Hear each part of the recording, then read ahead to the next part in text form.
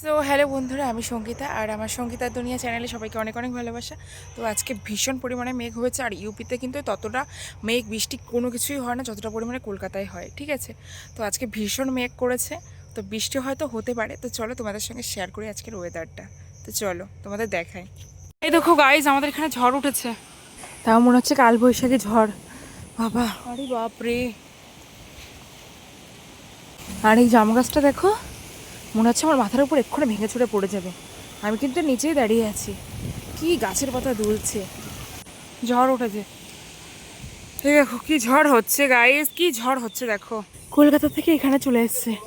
ওই যে ধুলো উড়ছে, ওই দিকটায় কি ধুলো উড়ছে, ভীষণ ধুলো উঠছে ওই দিকটায়। মা ফোন করে বলছিল কালকে ঝড় হচ্ছে, বৃষ্টি হচ্ছে, আর আজকে আমাদের এখানে শুরু হয়ে গেছে। কি পরিমাণে পুরো কালো হয়ে গেছে চারিদিকে, বাপরে পুরো চারিদিকে কালো হয়ে গেছে। বৃষ্টিও পড়ছে, প্রতিদিন শুধু এখানে মেঘটাই হয়, বৃষ্টি আর হয় না। আর আজকে দেখো কি মেঘ হয়েছে, বৃষ্টিও পড়ে, ঝড় উঠেছে, বৃষ্টি পড়ছে। আর যখনই এই হাওয়া দেয় আর মেঘটা হয় না, আমার তখন ভীষণ ভয় লাগে যে টাওয়ারটা আবার ঘরের উপরে না এসে পড়ে, এরকম মনে হয়। চারিদিকে কত কালো হয়ে গেছে দেখো, কোনো কিছু দেখা যাচ্ছে না কাউকে। আর এত পরিমাণে ধুলো ওড়ে, এদিকে ঝড় হলে ভীষণ পরিমাণে। আর এই জাম গাছটাতে মনে হচ্ছে আমার গায়ের উপর পুরো ভেঙে পড়বে, মানে এত পরিমাণে দুলছিল গাছটা, ভীষণ পরিমাণে দুলছিল। আমাদের ঘরের পাশেই জাম গাছটা।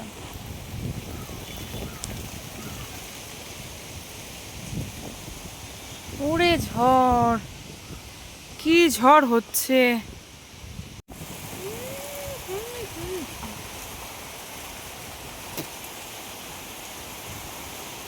এত পরিমাণে বৃষ্টি হচ্ছিল আজকে, এত পরিমাণে বৃষ্টি হচ্ছিল, পুরো আমাদের ঘরের মধ্যে পুরো মানে বৃষ্টির জল পুরো ঘরের মধ্যে চলে এসেছিল। এত পরিমাণে বৃষ্টি হয়েছে, ভীষণ পরিমাণে বৃষ্টি হয়েছে এই দিকটা। আর ওই যে যে মহিলাটাকে দেখছো বাড়ির সামনে ঝাড় দিচ্ছে, ওই মহিলা কি বলবো, যখনই ঝড় হবে তখনই আম কুড়োতে চলে যায় ওই মহিলা। ওই যে ঘরের পিছনে আম গাছটা, ওই সাইডে ওই আম গাছে আম কুড়োতে। ভীষণ বৃষ্টি হচ্ছে, ভীষণ বৃষ্টি হচ্ছে, দেখো গাইজ তোমরা, সরি বন্ধুরা।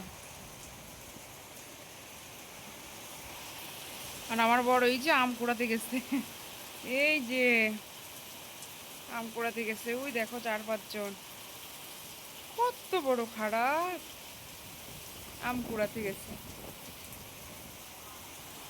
তোমাদের মাঝে একদমই নতুন, আমার পাশে থেকেও আমাকে অনেক ভালোবাসা দিও, আর আমার ভিডিওটি ভালো লাগলে সবাই লাইক সাবস্ক্রাইব করে দিও।